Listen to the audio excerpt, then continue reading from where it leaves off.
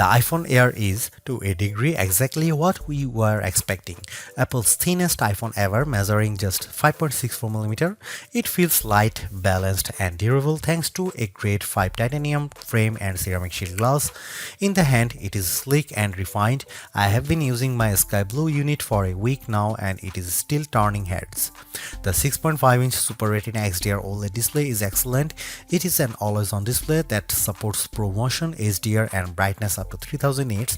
It is slightly bigger than the iPhone 17's screen, which gives apps, text, and videos more room to breathe, and it looks great whether I'm scrolling TikTok, watching HDR videos, or just browsing outside on a sunny day. iOS 26 feels tailor-made for the Air with its new liquid glass design that looks striking and complements the physical build. Messages now support custom backgrounds, typing indicators, and polls, while the phone app and visual intelligence get useful upgrades. And while Siri's full AI overhaul isn't here yet, Apple Intelligence features are starting to appear. The biggest trade-off comes with the camera setup. There is just a single 48-megapixel camera lens on the rear of the phone. It produces sharp, natural-looking photos and impressive portraits, but you will miss the flexibility of a telephoto or ultra-wide if you are used to them. The selfie camera is excellent too. The Apple's center stage smarts for automatic, wide, and ultra-wide framing, and dual capture is genuinely fun. Performance from the A19 Pro is snappy and smooth, and it capably handled everything I threw at it, though the phone doesn't get warm during fast charging or heavy gaming. Battery life is decent but not class-leading enough for a workday, usually 6 to 8 hours of use, with my best stretch hitting around 10 hours away from the charger. Power users may want to invest in the $99 MagSafe Battery Pack, which matches the phone's slim profile and adds about 65% more life, but it is an added cost. The iPhone Air isn't the best iPhone for photography or endurance, but as a design statement, it's a gem. It feels like the most exciting iPhone Apple has released in years, and while it costs more than the iPhone 17 with fewer cameras and shorter battery life, it delivers value in other key areas. Apple unveiled the iPhone Air at its September 9, 2025 awe-dropping event alongside the iPhone 17, iPhone 17 Pro, iPhone 17 Pro Max, AirPods Pro 3, and 3 new Apple Watches. The Air, though, stands out with its entirely new design and is a whole new category of iPhone. It starts at $999 for 256 GB of storage, or you can bump that up to the 512 GB for $1,199 or 1 TB for $1,399. The iPhone Air is an eSIM only device worldwide and comes in 4 colors: sky blue, light gold, cloud white, and space black. I've been testing a 1 TB iPhone Air in sky blue. Apple will officially launch the iPhone Air on September 19, 2025, but it's up for pre-order now from the company's online store, authorized retailers, and carriers. If you are following the Apple rumor cycle, we were all expecting an ultra-thin iPhone to be released, one that would potentially go thinner than the iPhone 6 or 6 Plus, be more stunning than the iPhone X, and offer a truly refreshed look and feel for the iPhone. The launch event's awe-dropping tagline set the bar high, and the iPhone Air cleared it with room to spare. It's not the first ultra-thin phone. The Galaxy S25 Edge measures in at 5.8mm, but it still feels as stunning, sleek, and sexy in my hand right now after living with it for a week as it did during my brief hands-on session following the launch event. It feels as exciting as the iPhone X in that it might give us the playbook for the modern iPhone going forward, or at least show us one half of the purportedly incoming foldable iPhone. The photos released by Apple and even those shot by me for this review only do it partial justice.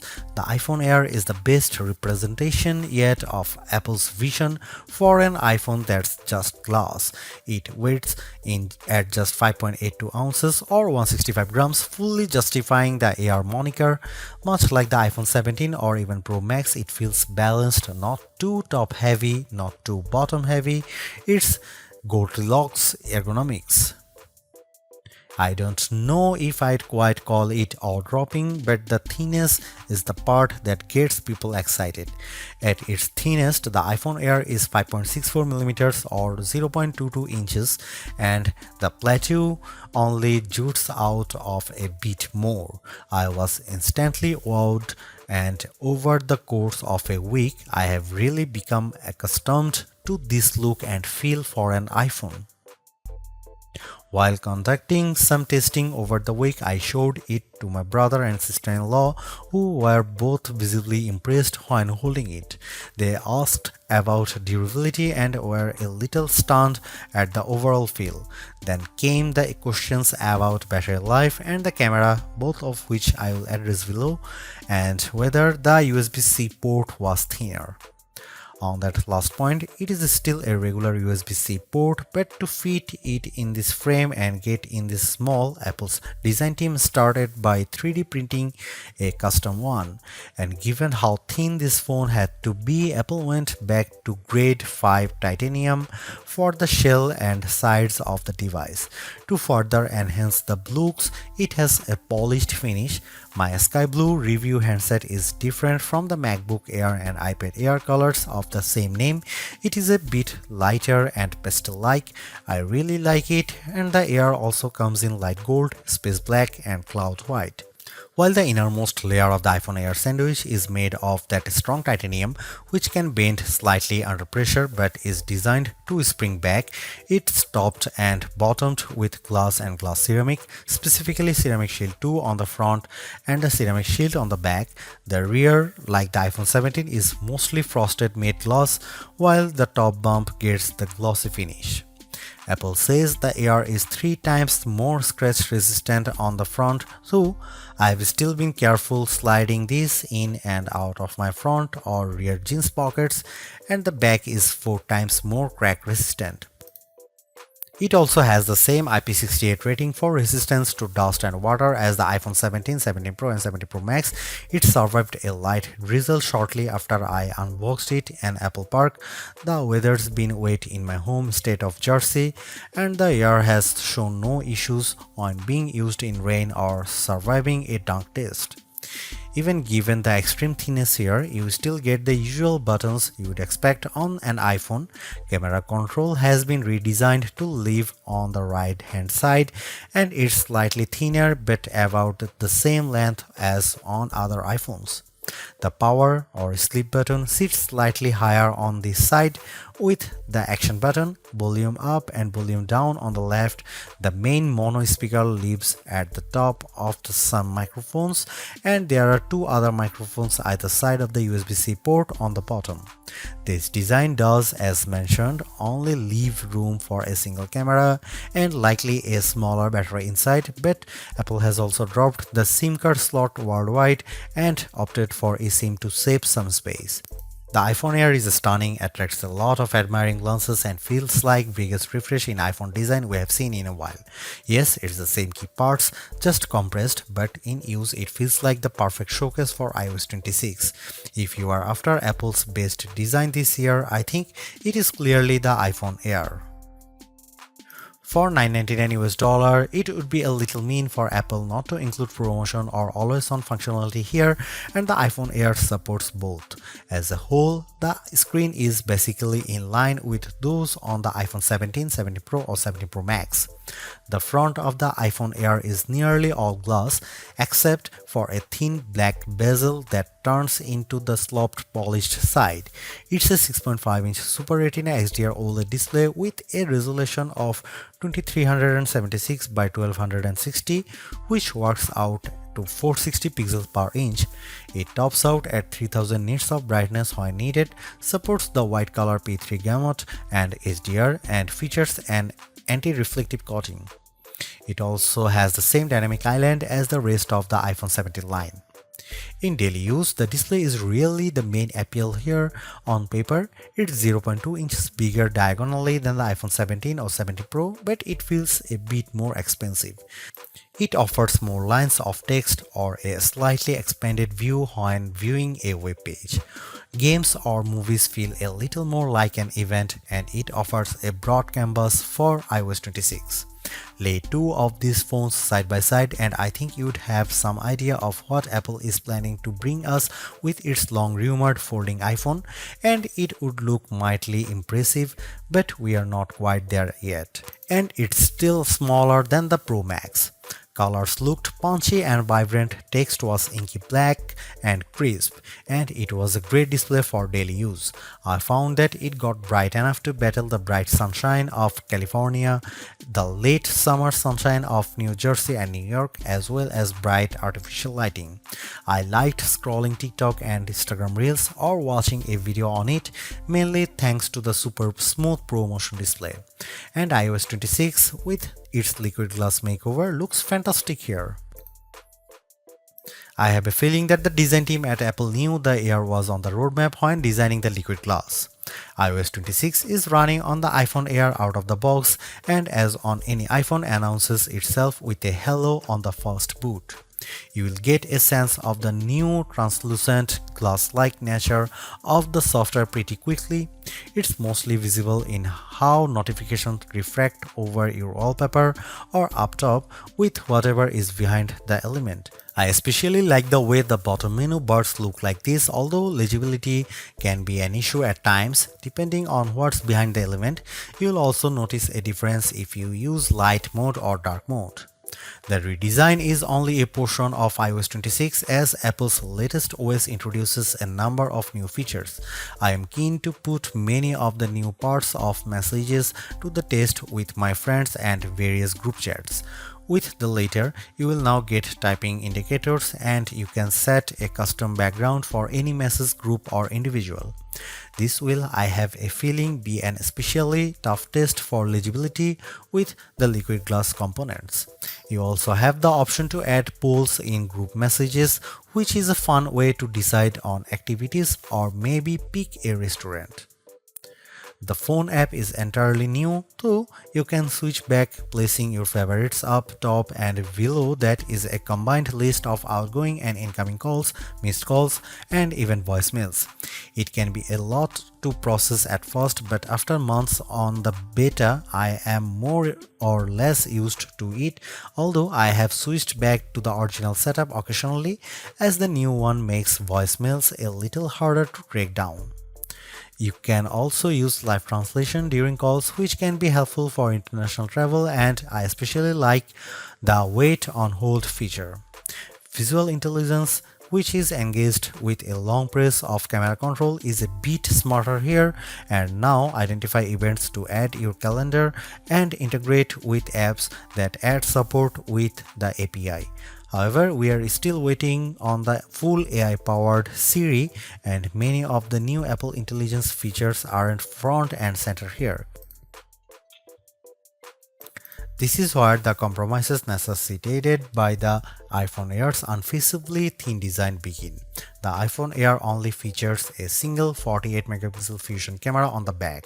It can shoot at 1x, a sensor crop in 2x, or a maximum digital 10x, but the quality falls off noticeably with the latter. I'll cut to the chase here. If you are after the iPhone with the best cameras or even just some variety for shooting, this is probably not it. Here are some camera samples of the new iPhone Air.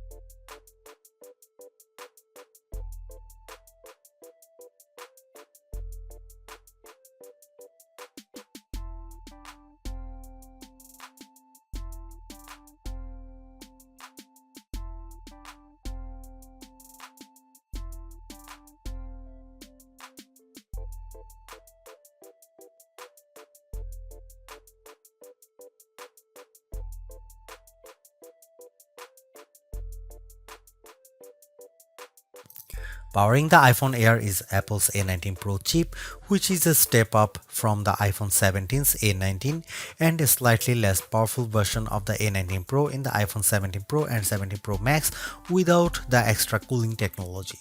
The A19 Pro here is a 6-core CPU with 2 performance and 4 efficiency cores, a 5-core GPU and a 16-core neural engine. It's goodly faster than the A18 Pro or A18 found in the iPhone 16 Pro Max or 16, especially with various elements of iOS 26 including specializing a wallpaper and in everyday use. Compared to the standard iPhone 17, I would say performance is about neck and neck. The A19 Pro is arguably being used here to help regulate performance temperature. I did notice the iPhone Air heating up during the first few days while it was still indexing and charging, especially from 0% to about 50% before cooling as it slowed near 80%. It also warms up when multitasking with demanding apps at times. For example, if I am on a call and launch a game like Asphalt 9, the area around the camera housing on the rear can get noticeably warm, though it cools quickly as performance regulates. The heat doesn't spread below the Apple logo, and a case like Apple's bumper or clear option helps keep it from your fingertips. Keep in mind that basically all the components do live in the plateau, including the silicone, so it makes sense that the area does heat up. When it comes to non-gaming tasks, though, the iPhone Air handles everything well and delivers strong performance while keeping cool. That was the case with my daily workflow consisting of calls, audio and FaceTime as well as mail, Gmail, Slack, Safari, Chrome, Edits, CapCut, the camera and the other apps. Even with creating a Genmoji or using Image Playground or another facet of Apple Intelligence, the iPhone Air didn't get especially warm. In terms of quantitative testing, the iPhone Air scored slightly higher than the iPhone 17 on Geekbench 6.5 at 3723 on single core and 9665 on multi-core. That's in line with smartphones at this price range, so as we noted in our Galaxy S25 Edge review, that phone has a thermal solution for keeping things cool. The iPhone Air delivers remarkable performance in a super thin and light design that's very durable. I especially like getting A19 Pro power in something this compact, but you have to make some trade-offs for the steep $999 price. You get only a single rear camera, which means no telephoto zoom, ultra-wide or macro shots, and while the Air's battery life is solid, it's a few hours behind the iPhone 17 Pro Max.